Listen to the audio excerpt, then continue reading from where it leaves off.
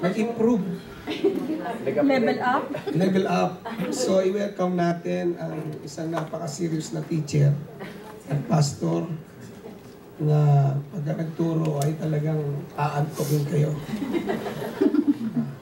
At with a heart warming welcome from the JA1 Canada. Let's welcome Reverend Bong Castillo. Praise God. Sige po, yung the best na palakpak para sa ating pastor. Yung mas matindi pa. Kayo po may pinagpaalam ng Panginoon itong mga nakaraan ng mga araw. Amen? Amen! Yung palakpak hindi pa bless na bless. Hindi maingay, hindi ba kayo? Sinasaway na nga kayo tayo, ingin pa. Blessed? Sabihin mo nga sa katabi mo, sabi mo kapatid. Kapatid. Maingay. Makinig tayo ng Word of God. Amen po ba? Amen. Palapakan natin minsan pa sa Lord. Ako po ay tuwang-tuwa sa Panginoon dahil talagang yung pagpunta lang namin dito mga kapatid sa camp training natin talagang napakatinding adventure na. No?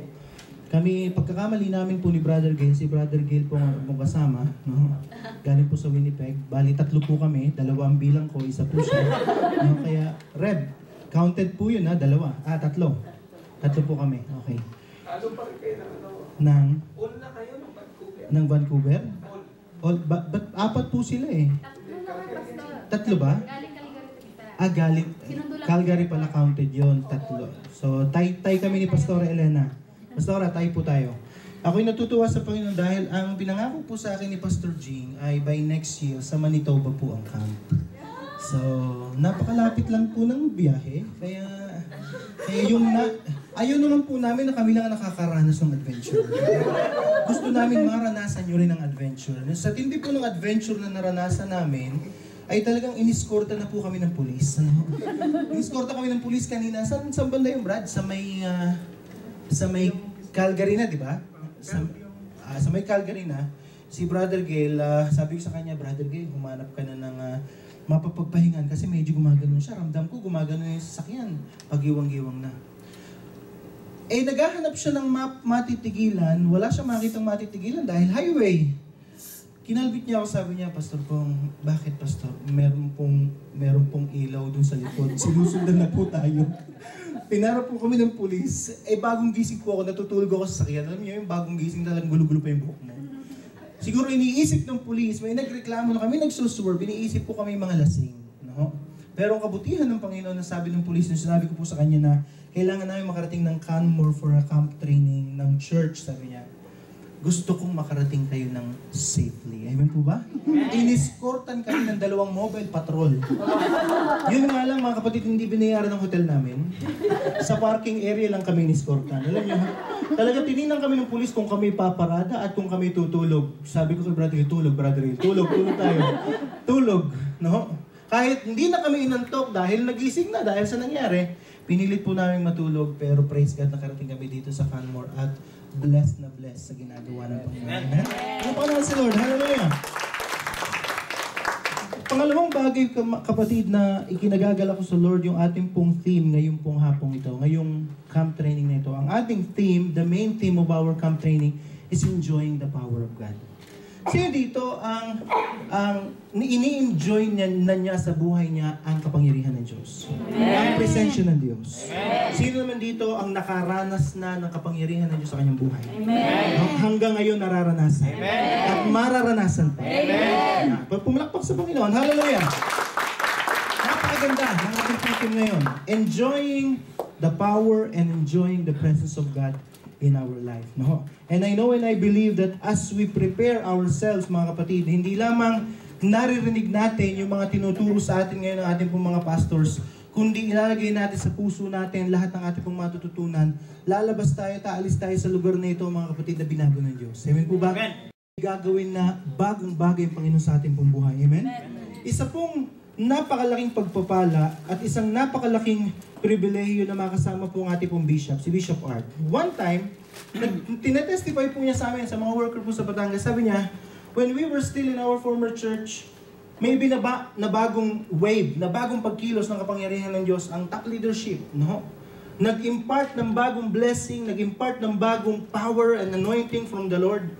Habang nakikinig si Bishop, sabi niya, Lord, mararanasan ko, dadalhin ko sa probinsya ko yung bagong wave of your anointing, yung bagong wave of your power and moving in the ministry, no?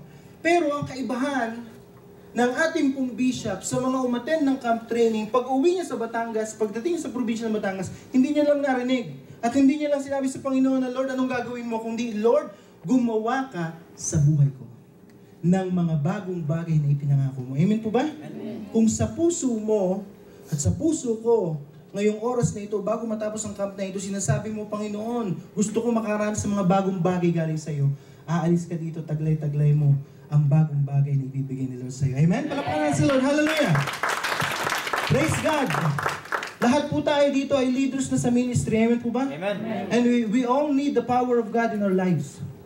We all need the presence of God in our lives. Sa ministry, mga kapatid, isa lang masasabi po natin, hindi tayo mabubuhay at hindi tayo makapagsusurvive nang wala ang kapangyarihan ng Diyos sa ating pong buhay. So, hindi lamang mga kapatid, tayo ang gagamiting pagpapala ng Panginoon. Kapag ikaw ay ginamit na channel ni Lord ng blessing, nagturo ka sa harapan, nagpakanta ka sa harapan, sumayaw ka sa harapan, at ginamit kang channel ng pagpapala, mga kapatid, ang unang-unang dinadaluyan ng pagpapala ay ikaw. Amen po ba? Bakit? Unang ginawa ng Panginoon sa buhay mo, yung blessing, unang mong naranasan. At yun ang ini-impart mo sa tao. Yun ang ini-impart mo sa makikinig sa'yo. Amen po ba? Amen. Enjoy what the Lord will do and what the Lord is doing in your life dito sa camp training nito. Bakit? Gagamitin niyo yan sa ministry. No? At pagdating po sa ministry, ang pangako ng Panginoon, ang sabi po ng Biblia, Zechariah chapter 4 verse 6, it is not by might, nor by our power, but by the Spirit, by the Holy Spirit, says the Lord of hosts. Amen po ba? Sipin nyo kanina, ang mensahe ng Panginoon sa atin through the life of Reverend Pio, pursue the destiny of what God has planned for us. Tumbukin natin kung anong plano ng Diyos sa buhay natin. Pagdating ni Reverend Archie, mga kapatid, ano sinasabi ng mensahe ng Panginoon sa buhay ni Reverend Archie? Hindi mo mararating yung destiny, hindi mo mararating yung plano ng Panginoon sa iyo kung wala ang banal na Espiritu Santo. Meron pang isang bagay na dapat po nating maranasan. Sino dito gusto makaranas ng presensya ng Diyos? Amen. Gusto makaranas ng bagong kapangyarihan ng Diyos sa kanyang buhay? Meron pang isang bagay na nais ng Panginoon na maranasan natin, na kailangan pagdaanan ng bawat isa sa atin.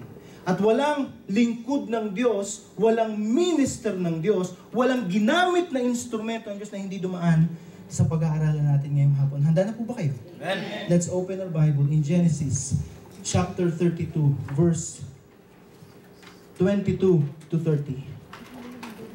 Genesis chapter 32, verses 22 to 30.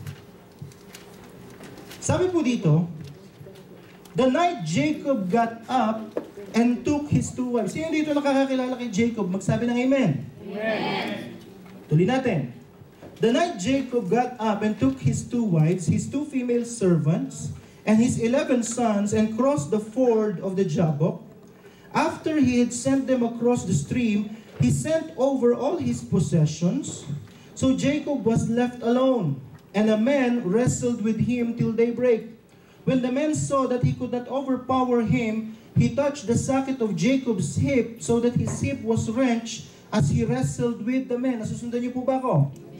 As he wrestled with the man said, "Let me go, for it is daybreak." But Jacob replied, "I will not let you go unless you bless me." The man asked, "What is your name?" "Jacob," he answered. Then the man said, "Your name will no longer be Jacob, but Israel, because you have struggled with God and with humans and have overcome." Then he blessed him there. So Jacob called the place Peniel, saying, "It is because I saw God face to face, and yet my life was spared." Sandali tayong yung mga pumigit tayo po yung mananalangin. Panginoon, maraming salamat sa magagandang bagay, Panginoon, na ginagawa mo sa buhay namin sa camp training na ito. Ang dalangin namin ngayon pong hapon, patuloy mong ihanda ang aming pong puso, buksan mo ang aming pong spiritual ears, Lord, and prepare, Lord, our heart for your message this afternoon. At ang dalangin ko, Panginoon, hindi lamang namin ito maririnig, Panginoon, lalabas kami sa lugar na ito na umaasa na ang aming pong mapapag-aralan matutupad at mangyayari sa aming pong buhay. Amen. Salamat po. Pinagkakatiwala namin sa iyo ang bawat minuto na magdadaan. Manguna ka, Panginoong Hesus, sa buhay ng bawat isa. Ikaw pong masunod sa aming pong buhay, hindi po kami, dahil kami po yung mga instrumento at lingkod mo lamang, O God. In Jesus' mighty name. Salamat po. We give you glory, honor, praise, and thanksgiving. In Jesus' mighty name, this we pray. Everybody say, Amen. Palapakan natin minsan pa si Lord. Sino dito ang nakakakilala kay Jacob? Taas ang kamay. No? Sino dito nakakakilala kay Jacob? No? Si Jacob, mga kapatid, if we will go back to the history of Jacob, sino si Jacob? Una, ang pangalan niya, ang ibig sabihin po, ang literal meaning ng pangalang Jacob ay supplanter. Grabber. No? Grabber, bakit? Nung siya'y lumabas, ipinanganak po siya ng kanyang mother, lumabas po siya, ni Rebecca, tama? Paglabas niya, naunang lumabas ang kanyang kapatid, si Esau. Pero anong ginagawa ni Jacob? Paglabas niya sa tiyan ng kanyang mother, hawak-hawak niya yung paa ng kanyang kapatid, at sabi niya, sandali ako dapat ang nauna. Amen po ba? Kaya nung nakita yon ni Abraham, nung nakita yon ng kanyang mga magulang, pinangalanan po siya na Jacob. Ang literal na ibig sabihin ay grabber, supplanter. Ano? All throughout the life of Jacob, mga kapatid, he struggled with his life. Do you believe that? Do you believe that? Nag-struggle po siya. He is always second best. He is always second best. At kung gusto niya ng pagpapala, kung gusto niya ng blessing, kailangan niya itong ipaglaban. Kailangan mag-struggle siya para makuha niya yung blessing. Amen po ba? Anong nangyari? Nakuha niya ang pagkapanganay ng kanyang kapatid na si Esau sa pamamagitan ng isang mangkok ng pagkain. Tama po ba? Nakuha niya ang blessing na para sa kanyang panganay na kapatid na si Esau, yung pagiging firstborn, yung pagiging panganay sa pamamagitan ng ano? Sa pamamagitan ng pangluloko. Tama po ba? Amen. Niloko niya yung kanyang father na si Abraham para makuha yung pagpapala. Anong nangyari? Pagkatapos po nung tumakbo siya, how many years na siya nagtago? How many years na hindi siya nagpakita sa kanyang kapatid? And after that, sa kanyang pagtatago, nagpunta siya sa kanyang tiyo. Anong pangalan ng kanyang tiyo? At tutunayan ko sa inyo na puro struggle ang buhay ni Jacob. Nagpunta siya kanino? Kay Laban. Talagang laban na laban. Ano? Struggle ang struggle. Nakita niya at nasinayan sino? Si Rachel. Napakaganda. Sino ditong in love? Taas ang kamay. No? Ayaw. Defensive, basta. Love kay Lord. Sino dito in love? Kay Lord, kay Lord. Defensive, defensive. Sino dito naranasan na may love? Taas ang kamay. Ayan, lumakas. Parang yung mga kabataan ang malakas sa sumugot. Yung mga magulang nito, nandito pa mga magulang nito. Talagang lakas. Amen! Huwag muna kayo masyadong magulang. Kay Lord muna, ha? Amen? Ano nangyari? Na-in-love siya kay Rachel. Ang sabi ni Jacob sa kanyang tiyo, nalabat per sight ako. Maglilingkod ako ng 7 taon para makuha ko ang kamay ni Rachel. After 7 years, ano ginawa ng kanyang tito? Niloko po siya. Pagising niya ng umaga, ang kanyang katabi, hindi si Rachel. Sino ang kanyang katabi? Si Leah. Pero ano nangyari? Sabi ng Biblia, because he loved Rachel too much, naglingkod ulit siya ng 7 years. At sabi po ng Biblia, yung 7 taon ay parang saglit na nagdaan lamang dahil sa kanyang pagmamahal. Naku, talaga mga kabataan, huwag kayo masyadong mga nakakakuha ng idea itong mga ito ng ano.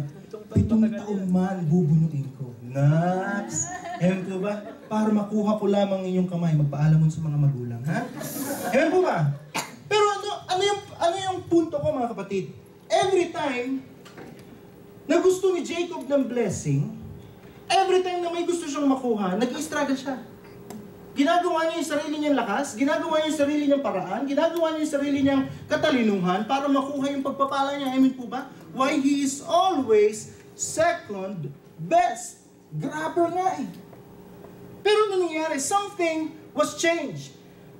The life of Jacob was dramatically changed. Bakit? Saan nangyari dito sa Genesis chapter 32? Something happened. Pagdating ng Genesis chapter 32, mga kapatid, hindi na Jacob ang pangalan niya. Pinalitan ng Panginoon yung pangalan niya na Jacob na ang ibig sabihin ay grabber. Ang ginawa ng Panginoon, ginawang Israel. Ang ibig sabihin ng Israel, ano? Prince of God. Prince of God. At kung titingnan niyo ang buhay ni Jacob after Genesis chapter 32, mga kapatid, ang tindi, sunod-sunod ang pagpapala. Na-receive niya ang kanyang kapatawaran sa kanyang kapatid na si Esau. Pinagpala siya ng napakaraming ari-arian, pinagpala siya ng napakaraming pamilya. Yung kanyang asawan, pinagpala siya ng napakaraming anak. Amen po ba? Hindi na siya nag-struggle. Why? Because the thing that happened in Genesis chapter 32, that made the difference. Anong nangyari, mga kapatid, sa Genesis chapter 32? Yun ang dapat maranasan natin at mangyari sa buhay natin. Balikan po natin yung Genesis chapter 32. Ang sabi dito, Jacob replied, Jacob was left alone, and there wrestled a man with him until breaking of the day. When he saw that he prevailed not against him, he touched the hollow of his thigh, and the hollow of Jacob's thigh was out of joint. And he wrestled with him, and he said, let me go, for the day breaketh. And he said, I will not let thee go, except thou bless me. And he said unto him, what is thy name? My name is Jacob. And the Lord changed his name to Israel. Ano nangyari? Sabi ng Biblia, Jacob was wrestling with the Lord until daybreak. At ang sabi ng Panginoon, bitawan mo na ako. Daybreak na, bitawan mo na ako. Ang sabi ni Jacob, hindi kita bibitawan. What happened? He wrestled with God. Not only that he wrestled with God, he was broken by God. Nung nakikipag-wrestling si Jacob, mga kapatid, sa Panginoon, walang nangyayari. Walang blessing na natatanggap. Nung nakikipaglaban siya sa Panginoon, nung nakikipag-wrestling siya sa Panginoon, wala siyang pagpapalang natatanggap. Natanggap niya ang pagpapala, kailan? Natanggap niya ang bagong pangalan, kailan? When he was broken. Nung hinipo ng Panginoon ang kanyang tagiliran at binali ng Panginoon ang kanyang buto, anong nangyari? Sabi ng Biblia, bitawan mo na ako. Sabi ng Panginoon sa kanya. Sabi ni Jacob, hindi kita bibitawan hanggat hindi mo ako pinagpapala. Pero nung sinasabi ni Jacob na wag hindi kita bibitawan hanggat hindi mo ako pinagpapala, hindi na siya nakikipaglaban. Ano nang itsura ni Jacob, mga kapatid, when he's asking for the blessing? Ang itsura na ni Jacob, nakahawak na siya sa kamay ng Diyos. Hindi na siya makalaban dahil bali na yung kanyang buto. Sabi ni Jacob, Panginoon, hindi kita bibitawan. Hawak-hawak pa rin kita hanggat hindi mo ko pinagpapala. And then when he was broken, the Lord blessed him. Sabihin mo nga sa katabi mo, you have to be broken. You have to be broken. Sino dito ang gusto ulit makaranas ng kapangyarihan ng Diyos? Amen! Sino dito ang gusto makaranas ng pagpapala ng Diyos? Sabihin mo sa katabi mo, kailangan kang balian. Hindi naman po, hindi. Parang hindi tama sa Tagalog. Parang hindi Tagalog. Nagtataka ko sa mga Canadian na yan eh. Toronto, pareho din naman eh. Yung gusto nila, Toronto. One time, may kausap po akong Canadian, sabi ko, I watched something in YouTube. Tinawanan ako. Sabi ko, why? Say it again, YouTube. No, not YouTube. YouTube. Tube din yan. Amen po ba? Tube din yan. Parehong mapapanoorin mo din. Amen po ba? Ano nangyari, mga kapatid? Balikan natin si Jacob. Ano nangyari po sa kanya? He was broken. Kung gusto natin makaranas na higit na kapangyarihan ng Diyos sa buhay natin, remember this 6 things. Yung salitang broken, pag-aaralan natin. Amen po ba? First letter, ano? B. The first thing that we need to experience and we need to do in order to receive new things and to enjoy the power of God in our life is to believe. Sabihin nga natin lahat, believe. Hindi dito naniniwala sa Diyos. Amen. Ang paniniwala, mga kapatid, walang problema. Pero kulang yung paniniwala. Pag naniwala ka sa Panginoon, kailangan may kasamang puso. Sino dito ang nananampalataya na lahat ng ginagawa natin, lahat ng binibigyan natin sa Panginoon, kailangan may kasamang puso? Amen. Amen po ba? Amen. everything that we do in the Lord, even when we're serving, we're dancing, we're singing, kailangan may kasamang puso. Kapag walang kasamang puso, performance yan. Pero kapag may kasamang puso, anong tawag dyan? Worship. Amen po ba? Amen. Why everything we do, kailangan may kasamang puso. Naligtas tayo dahil involved ang ating puso. Romans chapter 10, 9 to 10. It is with our heart that we believe and are justified. Amen po ba? Yeah. Sa magitan ng ating pong paniniwala sa ating pong puso sa ginawa ng Diyos sa krus ng Kalbaryo, tayo naligtas. Amen po ba? Amen. Kahit hanapin natin ng Diyos, kahit hanapin natin ng Panginoon, sabi ng Biblia, you will seek me and find me if you seek me with all of your heart. Pag naniwala ka, kailangan may kasamang puso. Hindi yung naniwala ka lang. Lord, alam ko may gagawin ka sa buhay ko. Hindi mo lang sinasabi yun. Kundi sa puso mo, alam mo na may parating. Amen po ba? Alam mo na may bagong bagay na ibibigay sa Lord. Bakit? Yung paniniwala natin sa Panginoon, dyan magsisimula kung anong pwedeng gawin ng Lord sa buhay mo. Walang nararanasan na bagong bagay ang hindi naniniwala. Sa mundo mga kapatid, ang prinsipyo ay believe, to see is to believe. Pero kung gusto natin maranasan ang kapangyarihan ng Diyos, believe first and you will see. Sino dito sumagi man lamang sa kanyang isipan na makakarating ka sa Canada?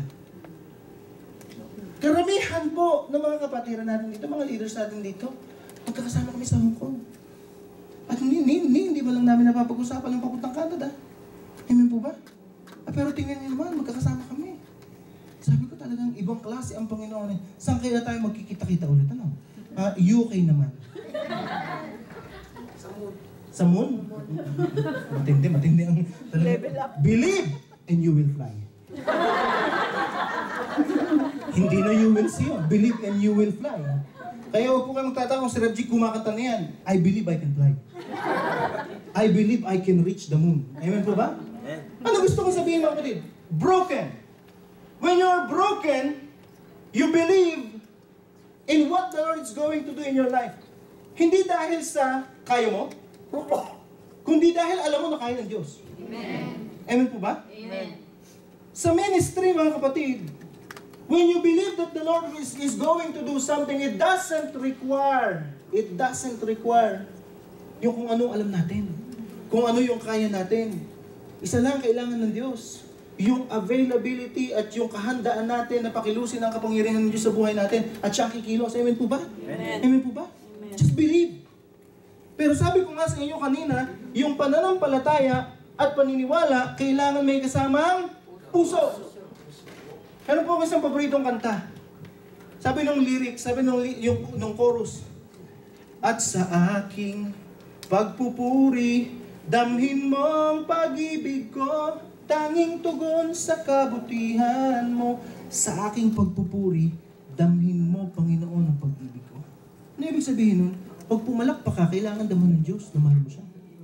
Pwede ba makarinig ng palakpak na mayroong TLC para kay Lord? No? May kasama pang pagmamahal yan. Amen po ba? Pag tumas ka ng kamay, hindi dahil sinabi ng isang leader. Pag tumas ka ng kamay, dahil ibig sabihin ng mahal mo Diyos. Pag sumayaw ka, hindi dahil pinractice nyo, kundi dahil mahal mo ang Diyos. Amen po ba? When you believe that God is going to do something in your life, you will enjoy and experience the power of God in your life. Amen? Napakalain si Lord. Hallelujah! The second thing that we need to do, ano sunod na letra? Resolve. Sabihin nga natin lahat, resolve. Resolve to trust and rely on God. Decide in your life to only make Him your source. Ano yung ibig sabihin ng resolve, mga kapatid? Mag-desisyon ka na sa Panginoon ka lang magtitiwala. Sa paglilingkod natin sa Panginoon, magdidesisyon tayo na, Lord, it's either ikaw o ang Diyos. Tama po ba?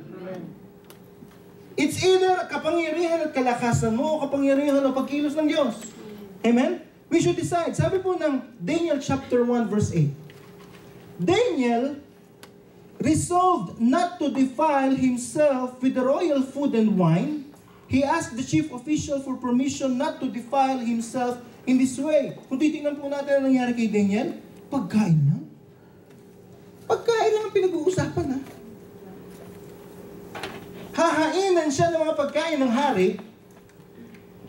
Pero nasabi ni Daniel, he chose not to defile himself. He resolved not to defile himself sa mga pagkain na ino-offer sa hari. Bakit? Noong unang panahon, in biblical times, mga kapatid, in ancient times, ang pagkain na iniaalay sa hari ay pagkain na iniaalay sa Diyos. Ang tingin nila sa hari ay Diyos. Lahat ng sabihin ng hari ay sinabi ng Diyos. Amen po ba? Walang sinabing mali ang hari.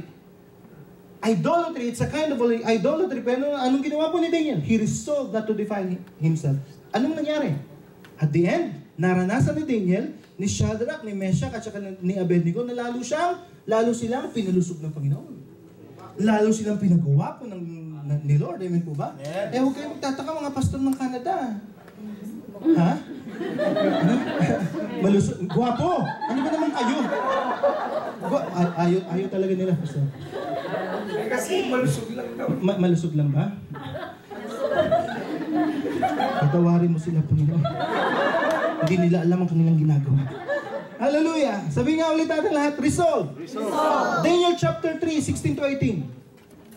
Shadrach, Meshach, and Abednego replied to him, King Nebuchadnezzar, we do not need to defend ourselves before you in this matter. If we are thrown into the blazing furnace, the God we serve is able to deliver us from it.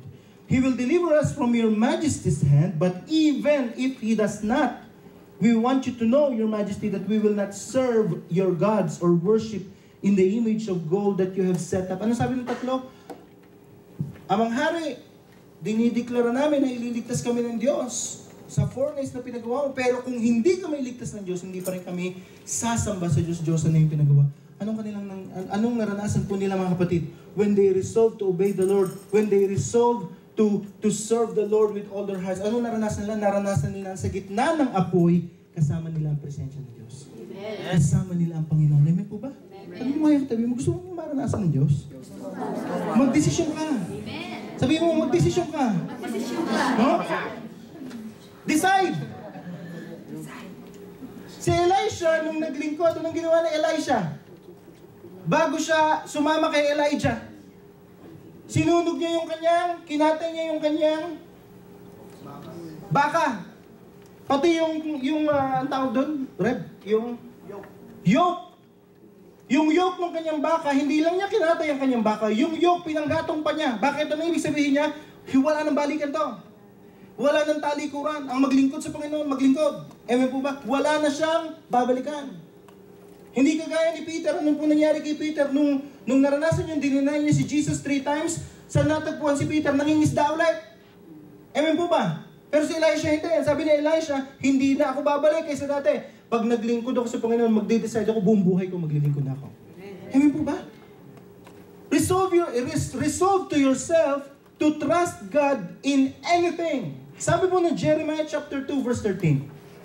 My people have committed 2 sins. Una, they have forsaken me, the spring of living water, and have dug for themselves cisterns, broken cisterns that cannot hold water. Jeremiah chapter 2 verse 13. Ano sabi ng Panginoon kay Jeremiah? 2 kasalanan ng bayan ko. Kinalimutan nila ako, the spring of living water, the source of living water, and they have dug for themselves cisterns. Sabihin nga po na lahat, cisterns. Ano yung cisterns? Noong unang panahon, in biblical times, naglalagay po sila ng ipunan ng tubig sa kanilang bahay, sa bubong. Para kapag umulan, naiipon doon ng tubig, tapos yun ang ginagamit po nila. Anong kaibahan ng living water na galing sa spring at yung tubig na naiipon sa cistern, yung tubig sa cistern, mga kapatid, madumi. Pero kapag ang tubig galing sa bukal, fresh na fresh, no? Ganun din tayo, mga kapatid. May option tayo. Kalimutan natin yung living water at umasa sa mga ginawa nating cistern. Mga resources sa buhay natin. Yung kagalingan natin, talento natin, yung experience natin, mga kapatid, yung experience natin, it doesn't count kung aasa ka sa sarili mo lang. Bakit? Lahat ng pagpapala natin galing kay Lord. Amen? Amen? Alam niyo po ba nung nag-apply ako ng trabaho sa Abu Dhabi, before I pioneered our church in Abu Dhabi, nag-apply ako ng trabaho, dala-dala ko yung aking resume. Ang unang experience na nakalagay doon sa aking resume, pastor. Saan ako nag-apply? Dubai, mga kapatid. Muslim country. Muslim country, ha? Ang unang job description, to share the word of God. To train leaders to serve Jesus. Sabi ng mga kakilala ko, Pastor Bong, hindi naman po sa pag-ano, tanggalin nyo na po yan. Muslim country po tayo eh.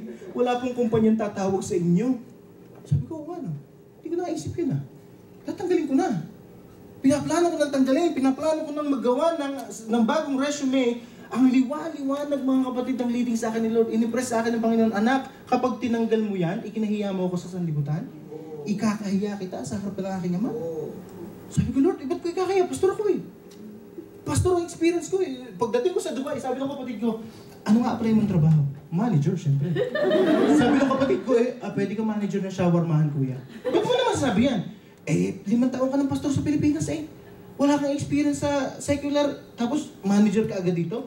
Manager ng shawarmahan, may tatanggap sa'yo. Sabi ko, hindi, binibiro lang naman kita, kahit ano. Naghanap ako ng trabaho, mga kapatid. Pagdating ko po ito, Ramadan.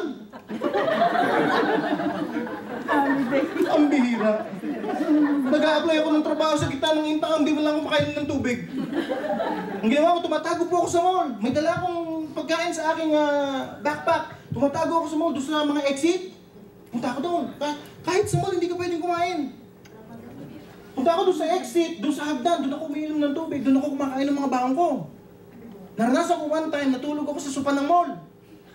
Kasi pagod, ang init po doon eh. Isipin niyo mga kapatid, galing ako sa positive 42 degrees, dinala ko ng Lord sa Winnipeg, minus 42 pang bihira. Napakabuti ng Diyos. Naalala ko, sa sobrang pagod ng pag-a-apply ng trabaho, natulog ako sa sopa. Ginising po ako ng security guard. Sabi niya, are you okay? I called an ambulance already. Sabi ko, why? Because I thought something happened to you. No. Only headache. I'm going, ha? Naranasan ko, nag-a-apply ako ng trabaho, yung aking sapatos, bumuka na, hinihila ko na. Pag naglakad ka sa labas sa Dubai, mga kapatid, si Sister Joy, galing sa Dubai, sa Sharjah. Pag naglakad ka doon, ng matagal-tagal sa labas, yung ilalim ng sapatos mo, ramdam mo talaga ang inay. Pero ano pong nangyari? Praise God! Pagdating ko doon sa kumpanya, sabi sa akin, please bring your requirements and documents tomorrow. Thank you, Lord. Salamat po. Excited ako na bukas. Sobrang excitement ko, nag-taxi ako. Ang mahal ng taxi po. Yung bus kasi, ang daming iniikutan. Sabi ko, taxi ako. May trabaho na ako. Hallelujah. Pagdating ko doon sa reception, I'm the one you interviewed yesterday. This is my requirements. Hold your documents. We will call you back. Pag narinig mo, kahit sa Pilipinas ka nandun, mga kapatid, pag sinabi tatawagan ka ulit, yung ibig sabihin doon, hindi ka tanggap. Amen po ba?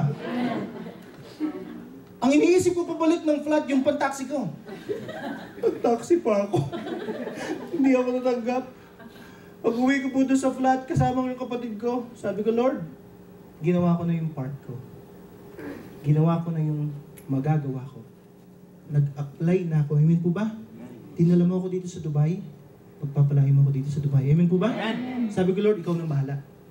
Sabihin mo nga, Lord, ikaw na. Sabihin nga natin, Lord, ikaw na. Lord, ikaw na. Yung excitement, parang ayaw nyo sabihin. Sabihin mo, Lord, ikaw na. Lord, ikaw na. Nung sinabi ko po yun, after a few days, tumawag po yung aking boss. Can you come? Interview. Rotana Hotel. In front of the Dubai airport. Pagdating ko doon, binigyan ako ni Lord ng wisdom. Kausapin mo yung receptionist. Sabi niya, pumunta ka sa palm room, doon ang interview. Sabi ko sa receptionist, kabayan, pakicheck nga kung anong reservation ng palm room. Chinek niya. Oh, it was reserved. Sabi niya, kabayan, ni-reserve ito ng Rolls Royce. Nung narinig ko po yung Rolls Royce, tinawagan ko agad yung kapatid ko, Brad, uwi na ako. Sabi ko, bakit, kuya? Rolls Royce eh. Naalala ko, nakita ko sa dyaryo, nag-hiring po ang Rolls Royce aircraft mechanic. Pinasahan ko. Sabi ko, anong makaalaman po sa aircraft mechanic? Hindi mechanic ng kotse, hindi ko alam eh. Sabi ko, Brad, uwi na ako, mukhang nagkamali sila ng pagkatawag. Buti na lang binigyan ni Lord ng wisdom ang kapatid ko. Sabi ng kapatid ko, kuya, hindi ka nila tatawagan kung hindi nila nabasa yung resume mo.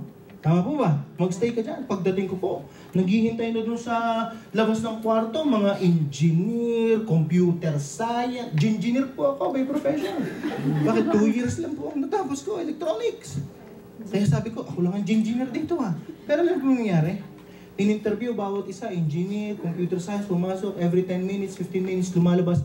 Pagdating ko po doon sa loob ng kwarto, 30 minutes na nasa loob pa ako. 30 minutes na nag-uusap pa kami nung naging boss ko. Alam niyo kung anong pinag-usapan namin? Tanong niyo kung ano? Pagpapastor ko. Nakita niya, you're a pastor. Why did you resign? Oh no, I'm still a pastor right now. I'm still a pastor here in Dubai. Sabi ko, I'm planning to start a church. What do you do as a pastor? Sabi ng Panginoon sa akin, sabihin mo kung anong gusto nila marinig. I train people. Sabi nung katabi niya, we need training. Ano pa? I make reports for the church. We need someone who knows how to make a report. So, to make the long story long, mga kapatid. Normal na yung short, To make the long story short, ako po natanggap. Amen? Amen? Palapanan si Lord. Hallelujah! After 1 year. Nagpaalam po ako sa boss ko, pwede po bang bakasyon? Sabi niya, okay, I'll give you 1 month for vacation. Bumalik ka dito kasi pagbalik mo, ikaw na ang bagong manager. Amen po ba? Ang pinalitan ko, South American.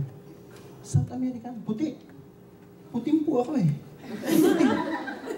Pero nung nangyari po yun, sabi ko sa sarili ko, Lord, biro ko lang. A year ago, binibiro ko lamang ang kapatid ko na magiging manager ako. Pero ang Panginoon, kapag naglilingkod ka, at kapag tapat kang naniniwala sa kaya niyang gawin sa buhay mo, hindi siya nagbibiro na pagpalain ka. Amen po ba? Palapakan sa Lord. Hallelujah! Resolve yourself, decide na maglingkod sa Panginoon. Ano man ang mangyari? Amen po ba? Sabi mo sa katabi mo, ano man ang mangyari? Maglilingkod ako kay Lord. Amen kahal. Sunod mga kapatid, anong sunod na letra? O. Alam natin lahat yan. Obey. Observe, may bagong teaching doon sa likod. May bagong preaching po doon. Obey. Preaching dito obey. Diyan, observe. Mag-observe kayo dyan. Kaya huwag po kayo magtaka pag tingin nyo sa likod, pag ganun-ganun yung mga tao doon. Anong ginagawa? Nag-observe. Hallelujah. Seryoso po ako. Obey! Obey even when it is hard to obey. Amen? The more you obey, blessing comes nearer. Can I hear amen? Amen! May narinig po ko isang komentaryo tungkol kay Abraham. Sabi ng komentary, si Abraham daw, habang dala-dala niya si Isaac, paakyat doon sa bundok kung saan iaalay niya si Isaac, ang ginagawa ng Panginoon, yung ram na pinadala ng Panginoon as substitute for Isaac, naglalakad din doon sa kabila ng bundok. Hindi alam ni Abraham na yung ram ay nandun sa kabila ng bundok, naglalakad din pataas. Habang humahakbang siya pataas ng bundok, papunta dun sa pagsunod sa pinapagawa sa kanya ng Panginoon, yung ram, naglalakad din paakyat. Pag umatras siya, umatras din siguro yung ram, amen po ba? Nung nag-decide si Abraham na iaalay ko si Isaac, kahit mahal na mahal ko ang anak ko, iaalay ko para sa Panginoon, dahil mas mahal ko si Lord. Pag-akit niya doon sa taas ng mundo, kung sabi niya, sabi ng Biblia, and when he saw in the bush, there is a ram the Lord has provided. Amen? Bakit ang pagpapala, every time you obey the Lord, palapit ng palapit sa buhay mo. Amen po ba? Sabihin mo sa katabi mo, sumunod. Sumunod! O doon naman sa kabila, sabihin mo kahit mahirap. Ay yung iba, sumusunod kapag madali laang. O sabihin mo sa likod, kapatid. Huwag niyo na po sabihin sa likod kasi batok na yung kausap niyo. Lahat kayo nagpuntahan sa likod, batok na yung kausap niyo. Mahirap pong kumakausap sa batok. Senyales po yan ng mahabang biyahe. Sa totoo lang. Obey even when it is hard. Amen po ba? Amen. Ang daling magbigay ng tithes.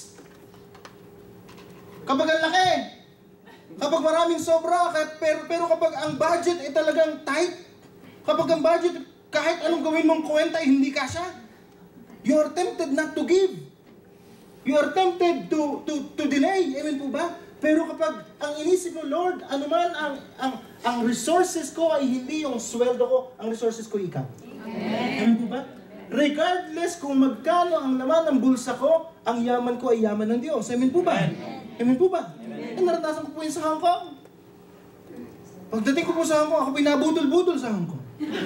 Tinawag ko lang akong budol-budol, pero parang gayon din eh. May tumawag sa akin, Monday, umiiyak. Kaya pag may tumatawag po sa akin umiiyak, kinakabahan ako eh. Ewan ko, kailangan ko siguro na... Inner healing. Rev, inner healing. Sabi niya, Pastor Pog, kapatid bakit? Pauwi na po ako sa Pilipinas mamaya. Alam ko nga, bakasyon ka. Anong nangyari? Nasa worldwide po ako. Naniningin-ningin lang ako ng mga nagwi-window shopping. Pagbalik ko po sa bahay, yung aking pong bag laslas. 5,000 Hong Kong dollars. Sabi ko, anong may tutulong ko, kapatid? Tutulong ko. Kailangan ko lamang po ng pambayad sa bagahe. Magkano? Mga 800 po. Purihin ng Diyos. Sabi ko, binigyan ako ng wisdom ni Lord. Ipanghihiram kita. Eh, wala akong 800 eh. Ipanghihiram kita, kapatid. Tawag ko sa mga kapatiran. May 500 ka ba? May extra man. Sabi ni Sister Jo. Pastor, meron ako. Magkita tayo. Nagtagpo kami. Binigay sa akin yung 500. Dala-dala ko papunta sa airport. Nung na-meet ko yung kapatid, handang-handa na. Ang daming bagahe. Bayaran na natin. Patimbang na natin yung bagahe mo. Nung tinimbang po ang bagahe, purihin ng Diyos, mga kapatid. 1,300. 500 lang yung dala ko. Kabibigay lamang ni Ate Elena ng 500 na allowance ko. 500 po ang allowance ng Pastor Dong. Kabibigay lang ni Ate Elena. Meron akong 500. May 500 na pinahiram. May kapatiran nagpahiram po sa akin ng nagbigay sa akin ng 300 pambayad ng kanyang mobile. Di ba? Gusto makikibayad ng mobile. Hindi pa kalabas at hindi pa yagan ng amo. Makikibayad mo ng mobile. Eh ano pa? Pakideliver naman ng sulat. Ano nangyari mga kapatid? Ito ngayon. Yung 500 na allowance ko, 500 na hinalang ko, yung 300 na pambayad lang sana, naibigay lahat. Umuwi po ako, papunta ng pastoral house. Sabi ko, kapatid, huwag mong intindihin ang mga nahirapan. Enjoy mo ang bakasyon mo. Intindihin mo na lang pagbalik mo. Pero siyempre, hindi akin pera yun eh. Meron pa. Intindihin mo na lang pagbalik mo. Eh basta enjoy mo ang bakasyon mo. Pinag-pray ko pa siya sa airport, Lord. Pagpalain mo, bigyan mo ng kagalakan. Yung pala, hindi nababalik ng Hong Kong. Bira. Hindi nababalik ng Hong Kong. Pagbalik ko po sa pastoral house, coins na lamang ang nasa laman ng ano ko. Coins. Pero galak na galak ako kasi hindi ko pa alam na hindi nababalik. Galak na galak ako. Sabi ko, Lord, salamat. Panginoon. Naging pagpapala. Pagbalik ko, coins na lang yung lamang ng ano ko.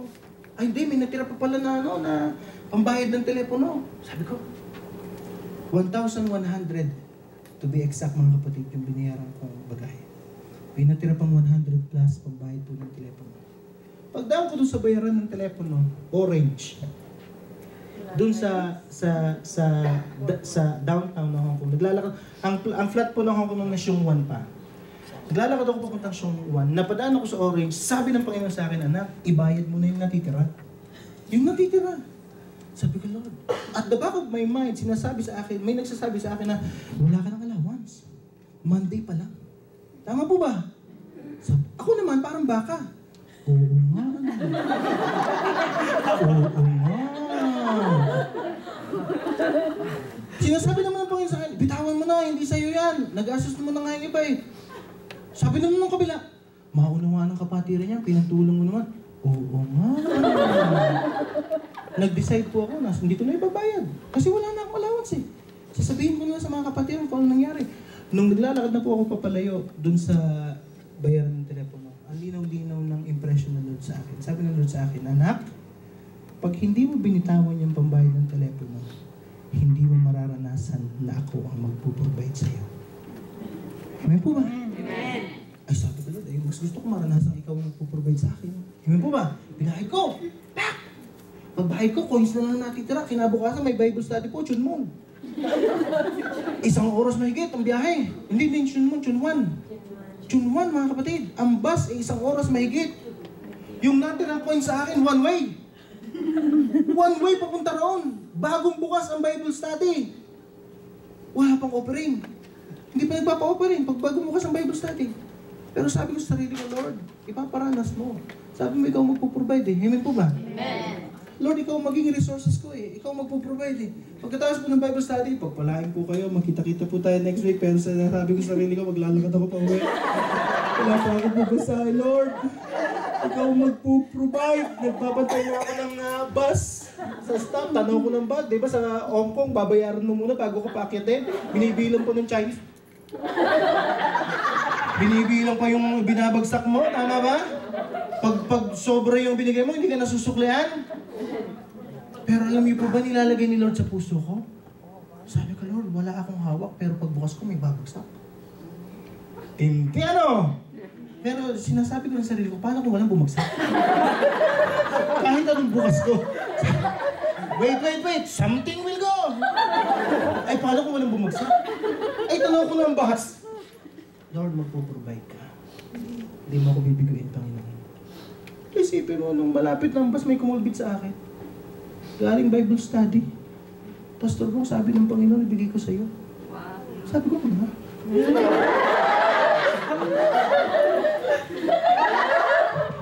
Iisip ko, bumbabawin. Pagtawag, bumbabawin. Huwag na kapatid, ano ka ba? Hinabol mo pa ako. Hindi, Pastor, sabi ni Lord, magagalit siya pag hindi mo tinanggap. Ayoko magalit si Lord, kapatid. Ibigay mo na sa akin yan. Pag alis po niya, alam niyo mga kapatid, tingnan ko yung binigay niya, $20. $20. Pag-akit ko na basta, taas mo pa ako. Keep the change.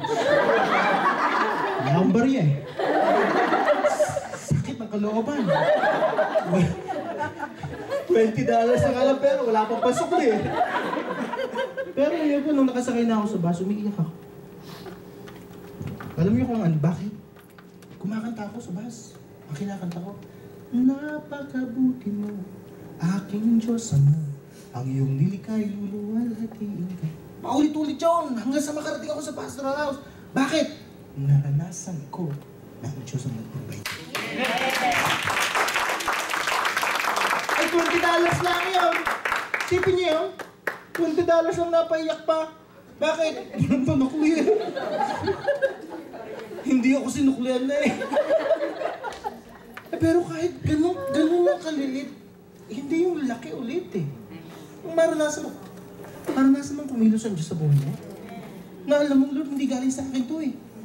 Galing sa'yo eh. Lord, itong blessing na ito, hindi dahil sa akin eh. Dahil sa'yo. Kaya ako natanggap. Sabihin mo sa katabi mo, just obey. Just obey. Amen? Just obey. Ano nangyari kay Peter? Sabi ng Panginoon, lakad! Alis si Peter doon sa bangka, naglalakad siya. Alam po natin lahat nangyari. Anong nangyari kay Peter? Si Peter po ay lumubog dahil tumingin sa alon. Pagbalik ni Peter sa bangka, siguro sinasabi ng ibang disciples, yabang kasi eh. Palakad-lakad pa sa tubig eh. Sino ba nag-request na lumakad sa tubig?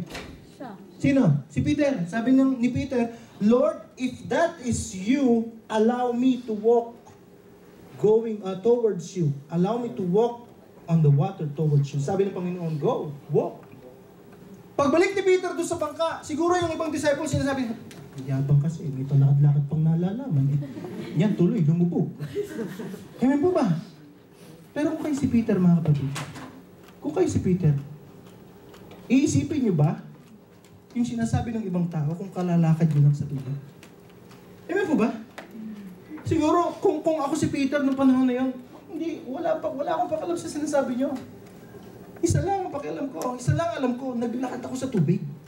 Isa lang alam ko, the Lord allowed me a very extraordinary miracle to happen in my life. Naglakad ako sa tubig. Lumubog man ako, naglakad pa rin ako sa tubig. Amen po ba? Amen. Napakadaan sa Lord. Hallelujah! Bakit? Because Peter obeyed. Kahit mahirap. Kahit hindi komportable. Obey. Amen? Amen. Next. Letter? K. K. Una is believe, resolve, or decide. Obey. Letter K means no. Sabihin niya na lahat no. No. Ano yung kailangan natin malaman? Dalawang bagay. Una, kailangan nating malaman that the Lord is able. Amen? the Lord is capable to bless us. The Lord is capable to let His power work in our lives. Pangalawa, na kailangan po natin malaman, the Lord is able and the Lord is willing. Iba po yung able, iba yung willing. Maraming mga tao, they are able to help other people. Maraming mga Kristiyano, kaya nila, malakas sila, binabless sila ng Panginoon, kaya nila maging pagpapala din. But they are not willing. No? Kailangan magkasama yung dalawa. The ability, capability of somebody to help you and the willingness of somebody to help you. Ganun din sa Panginoon. Know that the Lord is capable. There is no question about it. Tama po ba? There's no question regarding the ability and the power of God in our lives. Pero marami po mga Kristiyano, ang kino-question ay ano? Ang kino-question, is the Lord willing to bless me? Gusto ba ng Panginoon na maranasan ko ang pagpapalang ito? Gusto ba ng Panginoon na maranasan ko ang kapangyarihan niya, ang miracle nito, ang kagalingan nito sa buhay ko? And the question, and the answer also to that question is, yes. Our God is a God of blessing. The nature of our God, of the God that we serve, is to bless us. Nilikha niya si Adan at si Eva, handa na lahat ng kanilang pangangailangan. Tama po ba? Why? Because it's the nature of God na tayo po ay He is not only capable, but He is willing. So wag mo lang itatanong, Lord, gusto mo ba? Gusto ni Lord na pagpalain ka? Ang tanong, hanggang saan mo kayang panghawakan at paniwalaan yung pangako niya sa buhay mo? Sino dito ang may iniintay na malaking pagpapala kay Lord? Amen! Resolve in yourself, itanim mo sa puso at isipan mo that the Lord is able and the Lord is willing na makaranas ka ng pagpapala. Amen. Amen po ba? Amen. Kaya ng Diyos. Sabi mo sa katabi mo, kaya ng Diyos. Kaya ng Diyos. Doon sa kabila, kaya ng Diyos. Kaya ng Diyos. Hallelujah. The ability of God is unquestionable. Know this, mga kapatid. Know this. The ability of God is unquestionable. Sometimes we question the willingness of God to work to us or through us. Pero alalahanin po natin, mga kapatid, hindi lamang nais ng Diyos na maranasan natin ang kanyang kapangyarihan, gusto niya tayo maging daluyan. Amen? Bakit tayo tinawag ng Panginoon? J.A.1 people, Genesis chapter 12 verse 1, I will bless those who bless you. You will be a blessing to the nation. Magiging pagpapala tayo. Yung pagpapala mo, hindi lamang para sa iyo. Magiging pagpapala yan sa family mo. Magiging pagpapala yan sa lahat ng dadalhin ng Panginoon sa buhay mo. Amen po ba? Amen. No? God wants to bless you and He can do it. Nais niyang magparana sa atin ng kanyang kapangyarihan. Sino dito naniniwala daw? Amen. Nais niyang magparanas. Don't question kung gusto niya. Gusto niya, mga kapatid. Sinisigurado ko sa inyo yan. Si Pastor Teddy ko, nandito ako'y tuwan-tuwa sa Panginoon. Buhay ni Pastor Teddy, tsaka ni Sister Zenny. No? Teddy at Tenny. Nabubuyoy na ako, Pastor. Pastor Teddy at Sister Tenny. No? Sabi ko nga po, Zenny. Nung magkakasama pa po kami sa lawag, ang sabi ng doktor kay Sister Zenny, dalaga pa lang siya, hindi na siya magkakanak. Dalaga na siya. May condition yung kanyang uterus na hindi na siya magkakanak. Nung magkakasama po kami, pinagpe-pray pa lamang na, Lord, bigyan mo po sila ng anak. No? Sa Winnipeg, may reputasyon po si Rev Jean na lahat ng kanyang sineseminar nabubuntis. May mag-asawa doon, hindi mabuntis-buntis. Ilang taon ng kasal, sineminar ni Rev Jean, hindi ko alam kung gusto kong umattend sa seminar. Hindi ko alam kung anong sineseminar niya. Pagkatapos sa seminar, nabubuntis eh. Sister Heidi ngayon, Pastor. Rev, si Sister Heidi ngayon. Ang dami na pong nabubuntis mga anak na. Hindi pa rin lumalabas. Mag-seminar nga kayo ng Paano mga anak? pagluluwal.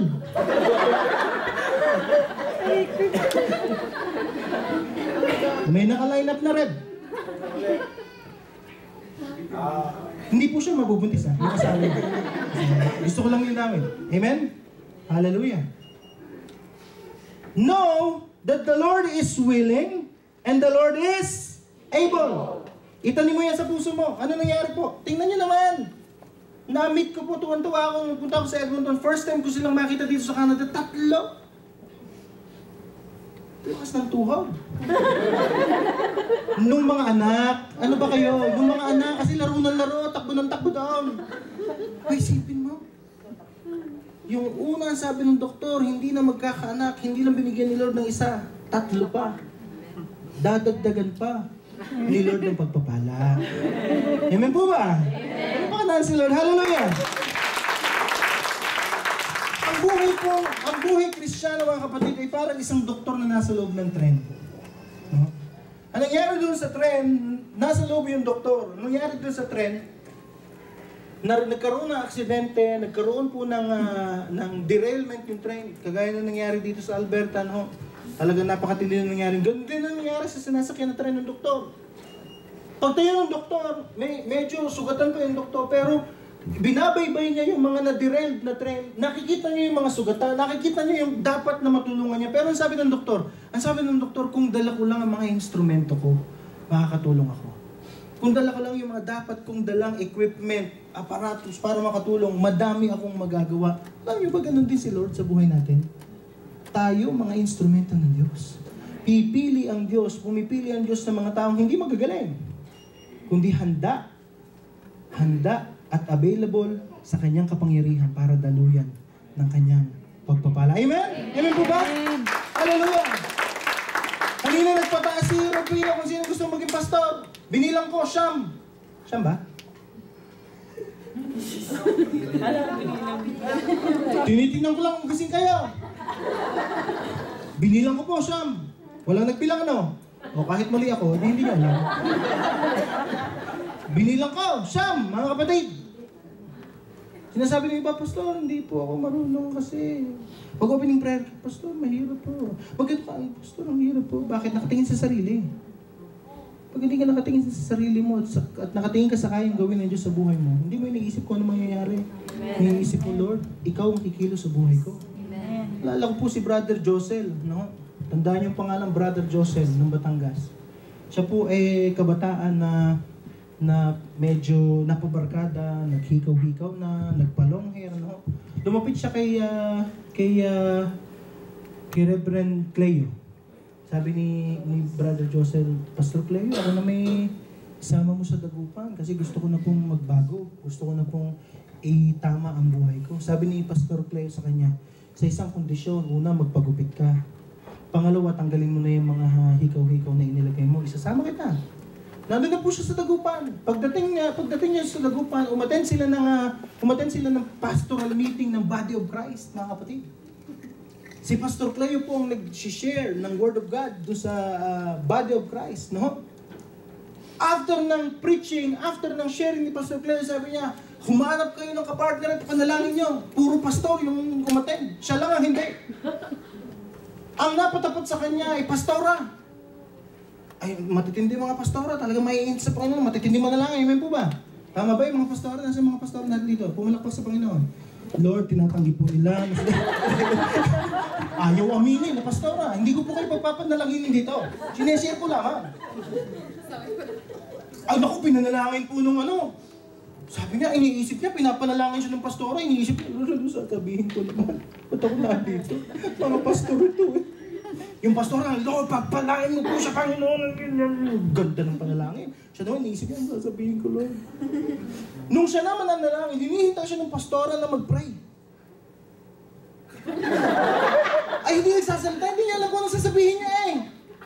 Nagbabalik po lamang sa Panginoon, ano? Ano sa sobrang kaba niya?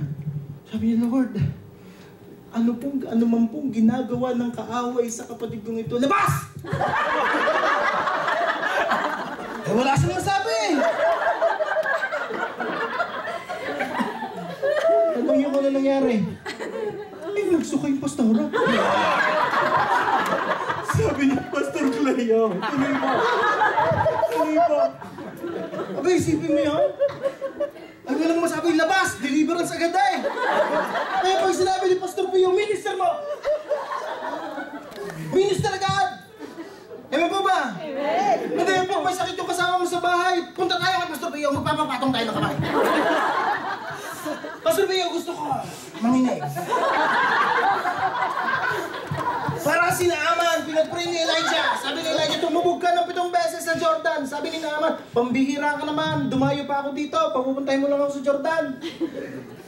Eh mas maraming ilog na magaganda doon sa lugar namin ba't sa Jordan pa? Sabi nung kanyang alipin, sir, sabi mo kanina, nung pupunta pa lamang tayo dito, kahit kalahati ng ari-arian mo ibibigay mo para gumaling ka lamang sa iyong ketong, sa iyong leprosy. Ay hindi naman humihingi si Elijah ng kayamanan. Ang hinihingi niya, tumubog ka ng 7 beses sa ilog. Napakahirap po pa nung gawin. Sabi niya, punta siya sa tubig sa ilog Jordan. After 7 times, sinunod niya yung pinapagawa ng Panginoon through the life of Prophet Elijah. Ano nangyari? After 7 times, he's healed. Sabi ni Naaman nung una, akala ko papatungan mo ako ng kamay. At ako'y manginginig. Woo!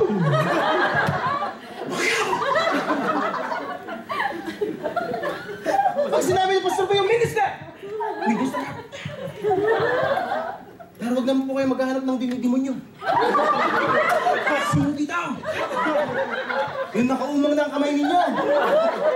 Anong ginagawa mo, kapatid? Handa na ako, Pastor. Daluyan ang pagpapala. At kagalingan. Papakilala ko kay Pastor Felix. Ha? Pag gumalang kayo, mag-a-appeal kayo ni Pastor Felix. Anong ibig ko sabihin, mga kapatid? Anong ibig ko sabihin? Kikilos ang Panginoon sa buhay natin. Amen po ba? Amen. We obey.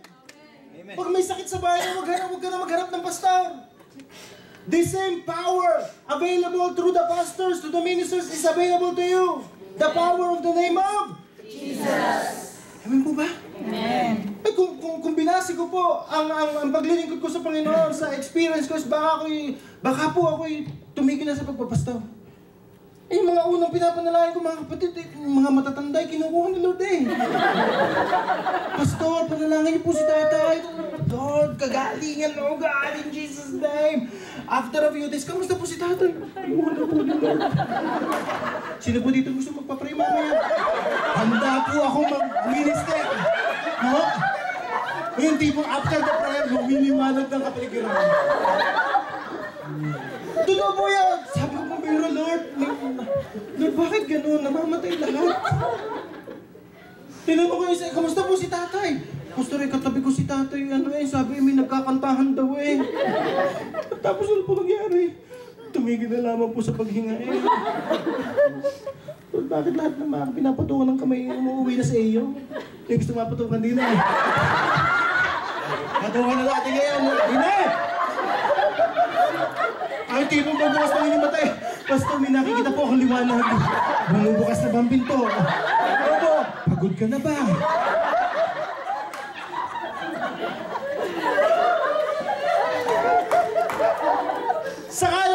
Sakalang ipinarealize sa akin ng Panginoon nung tagtatanong na ako, anak, sino ba manggagamot? Sino ba ang manggagamot? Ikaw ba o ako?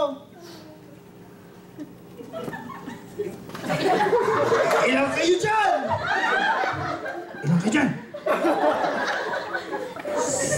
Kalamansi.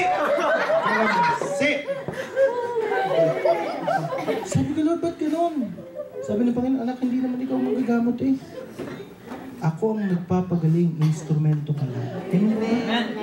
Hindi ikaw nagpapagaling, ipatong mo ng ipatong yung kamay sa mga may sakit. Amen po ba? And the Lord will use you. Only obey. Amen po ba? Sabi mo sa katabi mo, sumunod. Amen? Next, expect something. Sabihin niya natin lahat, expect something. When you come to God, expect something to happen. Ano pong ibig sabihin ng push?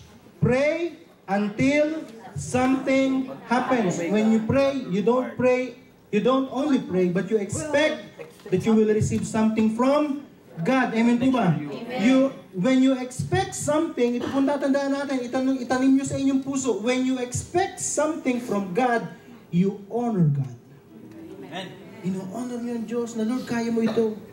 Kaya mong kumilos sa aking buhay. Amen po ba? Amen. Hallelujah. Alam niyo po nangyari nung nag-apply ako ng nag-apply ako ng aking tourist visa dito sa Canada. Naku po, talagang napakatindi ang ginawa ng Panginoon. Ang kailangan na show money, it's $10,000. Tama po ba? 10,000, Lord, 400,000 yun. Saan nakukuha nun? Kinausap namin yung kapatid ng misis ko na nagtatrabaho sa Saudi. Napakalaki na sahod sa Saudi. 250,000 per month. Sabi ko, pwede po bang humiram ng pang show money? Hindi naman po namin gagastusin. Para show money. Sabi niya, naku Bong, pasensya ka na. Kabibili lang namin ng sasakyan sa Saudi.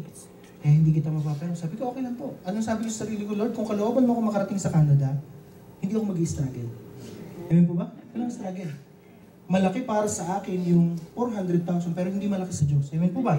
Lord, hindi yung malaki sa'yo. Alam mo yung nangyari, mga kapatid, nag-chat kami ng asawa ko. Sabi ng asawa ko, Daddy, nagpahiram na si Kuya. Pa, praise God. Magkano? Ang laki. Ang hinihingi ko lang sa Panginoon na show money is 400,000. Alam niyo ang pinagbayad ni Lord? 1.3 million. Wow! Sabi ko, baka isipin niyo mayaman ako? Puro hiram yan. Puro pahiram. 1.3 million. Sabi ko, hindi. Punta ako sa, kinumpleto ko requirements ko. Pagpasok ko ng aking paper sa Canadian Embassy sa Abu Dhabi, sabi ng Canadian Embassy, come back tomorrow for your documents. Nung sinabi sa akin yun, tawag ko kay Rev Jing. Rev Jing, approve na! Tawag ko kay Bishop, approve na yung visa. Tuwan-tuwa sila. Pagkababa ko ng telepono, saka ako na-realize. Hindi pa nga pala approve.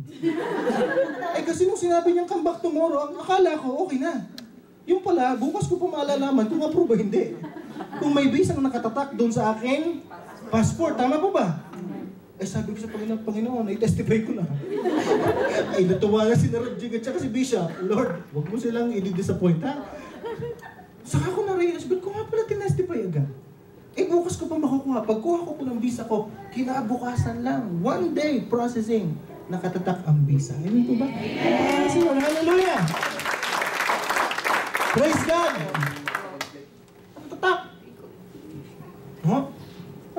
Pag umaasa ka, sa kayang gawin ng Diyos sa buhay mo. When you expect something that the Lord will do great things in your life, mga kapatid, sigurado, makakaranas ka ng mga bagong bagay na galing po sa Panginoon. And that's the last thing na ating pong na-share ko sa inyo. Yung letter N, ibig sabihin doon is new. Expect for something new. Amen? Sabi ng Isaiah chapter 43, Lamentations chapter 3 verse 23, they are new every morning. Great is your faithfulness. The mercies of the Lord are new every morning. Isaiah chapter 43 verse 18, forget the former things. Do not dwell in the past. See, I am doing a new thing. Do you not perceive it? I will make streams in the wilderness. Amen po ba? Gagawa ang Panginoon ng himala sa buhay mo. May bagong bagay na ginagawa ang Diyos sa iyo. Sabi mo sa katabi mo, may bagong bagay na ginagawa ang Diyos sa iyo. Amen po ba? Do not dwell on old blessings. Hindi masama 'yon, nagdo-dwell ka sa mga lumang pagpapala, mga lumang testimony. Mag-pray ka na, Lord, magbago. Bagong testimony, Panginoon. Lord, gusto ko every Sunday tatayo ako sa harapan, magte-testify ako. Alam mo, pag nag-testify po tayo, ang ginagawa ng Panginoon, sineselyuhan niya yung testimony mo.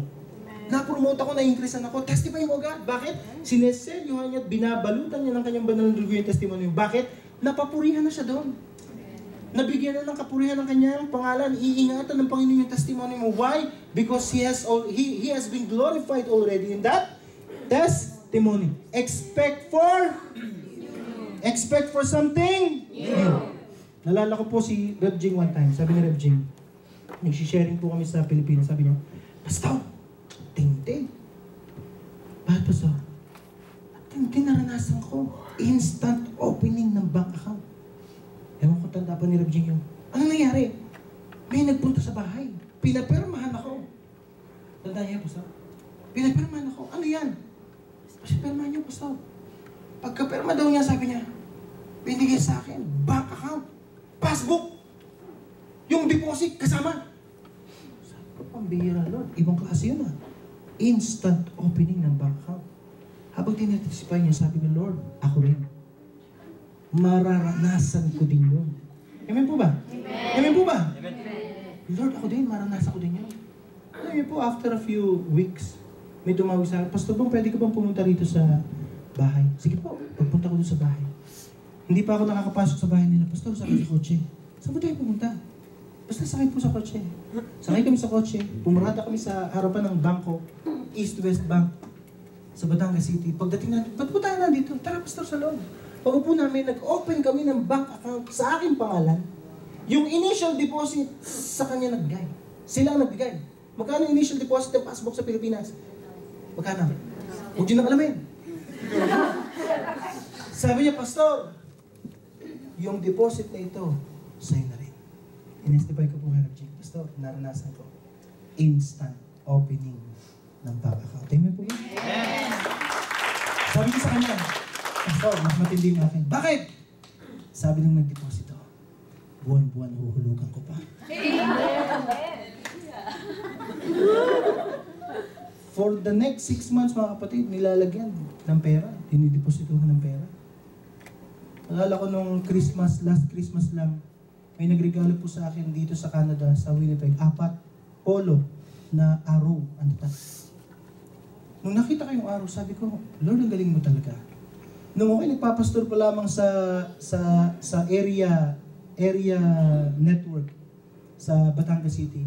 Dinala po ako ng aking ninang sa kasal sa mall. Sabi niya, Pastor, pili. Pagpasok namin sa tindahan ng araw doon, tingin lang ko yung tag sa isang polo shirt, 5,000.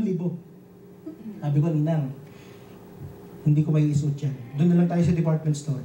Yung 5,000, marami ng polo yun sa department store. Tama po ba? So hindi kami bumili ng araw. Sabi ko, Lord. Sabi ko, ninang, parang ayoko isuot yan. 5,000. Doon lang tayo sa department store. Pero sabi ni Lord, anak, nasa Canada ka na. Kaya yung araw itutuloy ko na. Amen po ba? Amen. Apat pa. Bakit? Ang gusto ng Panginoon, pagpalain ka. Amen. Pagpalain tayo. Amen po ba? Amen. Pagpalain si Lord. Hallelujah. Dati po, pag may nagsasama sa akin, Pastor, kain po tayo sa pili na po kayo. Ang pinipili ko, pinakamura. Ano yung pinakamura dito, kapatid? Narinig ko sa preaching po ni Pastor Cardincio. Ba't mo pipili yung pinakamura? Ikaw ay anak ng hari. Ang anak ng hari. Matindi. Amen po ba? Amen. Piliin mo agad pinakamahal.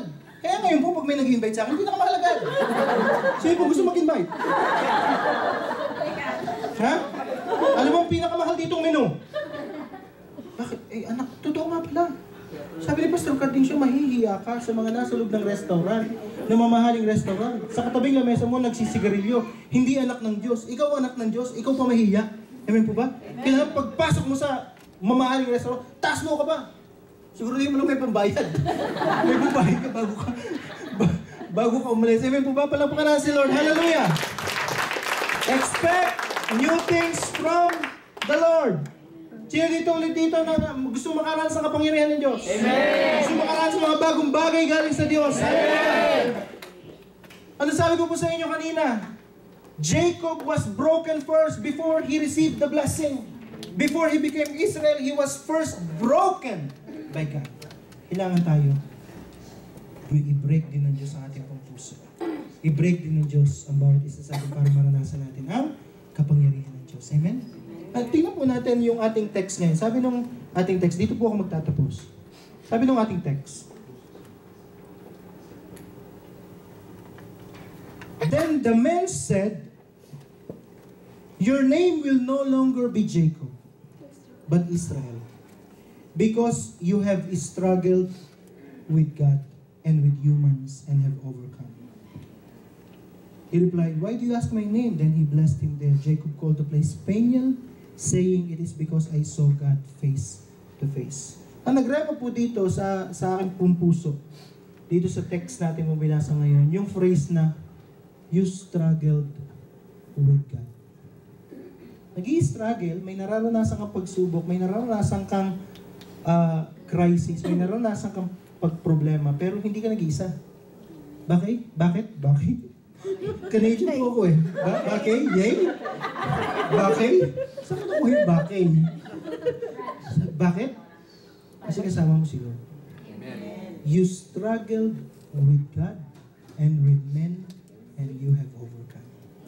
Pag nag-i-struggle ka, naglilingkod ka, nandito ka sa ministry, binibigay mo ang buhay mo sa Panginoon, kapag kasama mo ang Diyos, you will overcome.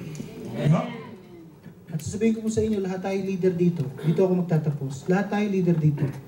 Ang pinakamalaking blessing na natatanggap natin as minister ay hindi yung pagpapalang material, kundi yung pagpapalang naranasan ni Jacob. He called the place Peniel because he saw God face to face. The greatest blessing is experiencing the hand of God moving through your life. Amen. Na Lord, salamat. Kapangyarihan mo, hindi sa akin. Pagpapala mo, hindi sa akin. Amen po ba? Hindi ako, kundi ikaw ang kumikilos sa buhay ko. Amen? Tayo lahat ay tumayo. Ngayong oras na ito.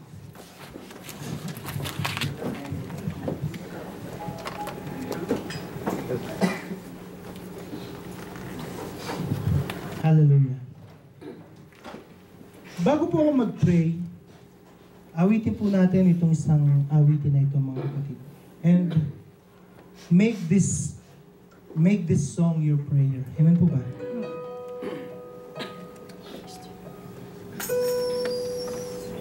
I will request you tonight to raise your hand. Oh, sandali na po. Tataas yung dalawa yung kamay. Kanina pinataas tayo ng kamay ni Reverend Pio to receive blessings from God.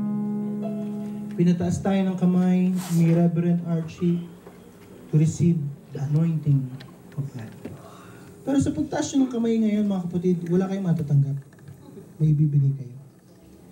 Alam niyo po ba yung dalawang kamay na nakataas ay tanda ng pagsuko? Huwag niyong itataas ang kamay niyo kung hindi niyo isusuko ang buhay niyo kay Lord. Gusto niyo ba makaranas ng kapangyarihan ng Diyos sa iyong buhay? Amen. Sino dito gusto makaranas ng bagong bagay? Amen. Sino dito gusto ma-enjoy ang kapangyarihan ng Diyos sa buhay niya? Amen. Maranasan mo lang yan when the Lord breaks you. When the Lord remove you and He replace you with His power. He removed you and He replaced you with His hand, with your mind, with His mind in your life. Sa pagtaas mo ng kamay ngayong hapong ito, ngayong gabing ito, kapatid, sinusuko mo ang buhay mo kay Lord. Lord, hindi ako, kundi ikaw at kapangyarihan mo ang kumilos sa akin, Panginoon. Huwag mong itataas yan kung hindi mo handang isuko ang buhay mo. But if you're ready right now, kung ang sinasabi ng puso mo ngayon, Lord, ang buhay ko ay para sa iyo. Gamitin mo ako. Dumaloy ang kapangyarihan mo sa buhay ko. I invite you to raise your hand right now. I invite you to raise your hand if you're willing to surrender. Ibaba mo yung kamay mo kung hindi mo handang i-surrender ang buhay mo kay Lord. But if you're ready to say, Lord, ikaw ang kumilos sa buhay ko, hindi yung kapangyarihan ko, hindi yung katalinuhan ko, ikaw, Panginoon, ang maghari at magparanas ng kapangyarihan mo simula sa araw na ito. Raise your hand, itaas mo yung kamay mo sa Panginoon. And as we sing this song, make this song a prayer right now. Hallelujah.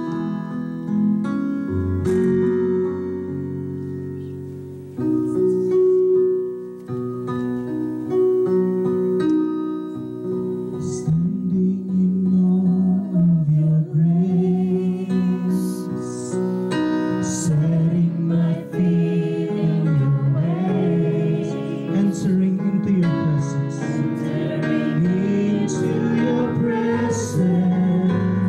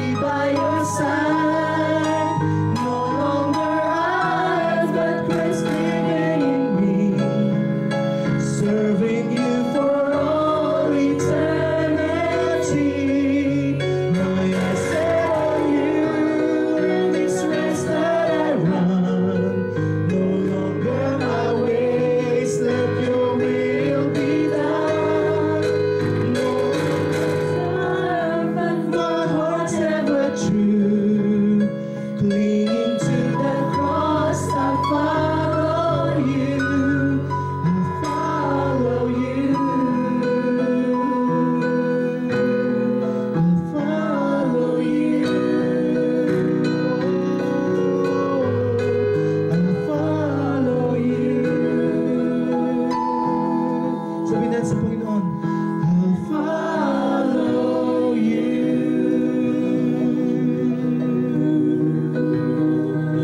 Panginoon, nakikita mo po ang aming mga kamay ngayong hapon ito. Lord, nakikita mo ang mga kamay na nagsusuko ng buhay sa iyo, God. Nais namin, Lord, na maranasan ang kapangyarihan mo. Walang ibang pagpapala, Lord, na hihigit pa, kundi ang maranasan namin ang presensya mo sa aming pong buhay. Lord, kung ang kinakailangang mangyari ay tanggalin mo ang kami, tanggalin mo, Lord, ang ako sa aming pong buhay para makakilos ka. Gawin mo ngayong oras na ito, O God. Ang mga kamay na ito yung nagsusuko, Lord, ng buhay. Nagsusuko, Lord, ng mga pangarap. Nagsusuko, Lord, ng ngayon, ng bukas at nakaraan sa iyo, O God, in Jesus' name. Simula sa araw na ito, O God, hindi na kami, Panginoon, ang masusunod sa buhay namin. Ikaw na, Lord, ang masusunod. Ikaw na, Lord, ang mapapurihan. Ikaw na, Panginoon, ang malugod sa buhay ng bawat isang anak mo sa lugar na ito. Patayin mo, Lord, ang bawat isa sa amin, Lord, sa mga sarili naming pangarap, O God, sa mga sarili naming gugustuhan. And we want your presence, Lord, to take over. Sabihin mo sa Panginoon, Panginoong Jesus, ngayon pong gabing ito, at ng parte ng buhay ko, Lord, walang ititira. Lord, wala akong itatago para sa sarili ko. Lord, lahat binibigay ko sa iyo. I offer you my family, O God. I offer you my career. I offer you my strength. I offer you, Lord, even my future. Ang maganap lang sa buhay ko, ang mangyari lang sa buhay ko, simula sa gabing ito, ay magbigay ng papuri sa iyo. Magbigay ng kaluguran sa pangalan mo. Ikaw na, Panginoon. Plano mo na, Lord, ang masunod ko sa buhay ko. Panginoong Jesus, I surrender to you my life, my everything, my service, Lord, my love, and my heart, in Jesus' mighty name. In Jesus' mighty name. Take it, Lord. Receive it, Lord. Receive my love, Lord. Receive my devotion, O God. Receive everything in me.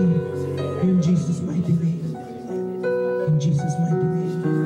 Panginoon, ngayong oras na ito, lahat, Lord, ng ibinigay namin sa iyo, lahat ng parte ng buhay namin ay binigay namin sa iyo, God. Palitan mo ng ikaw, Panginoon. Palitan mo ng presensya mo sa aming pong buhay. Maging daluyan kami ng pagpapala. Maging daluyan kami ng kaligtasan mo.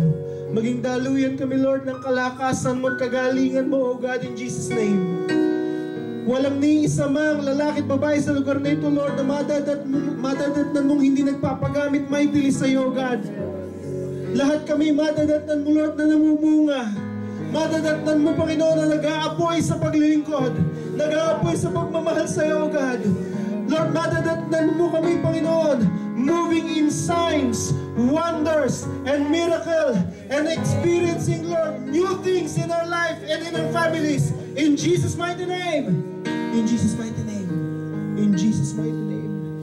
Salamat, Panginoon. We receive, O God, and we declare, bagong chapter ito ng aming pong paglilingkod. Maraming himala, O God. Maraming himala at maraming mapapagpala sa aming pong buhay. Hallelujah. We want, Lord, to experience and to see you face to face in our ministry, O God. In the mighty name of Jesus. Hallelujah. Salamat po. We trust to you our lives. And we declare, Lord, our ministry, our service, Lord, for you will never be the same again starting tonight. In Jesus' mighty name. In Jesus' name. Sabihin nga po natin, I receive, Lord, your miracle. I receive signs and wonders. I receive new things, Lord, flowing through my life. Starting tonight, Lord, I will never be the same again, oh God, in serving you. In Jesus' name this we pray. Everybody say,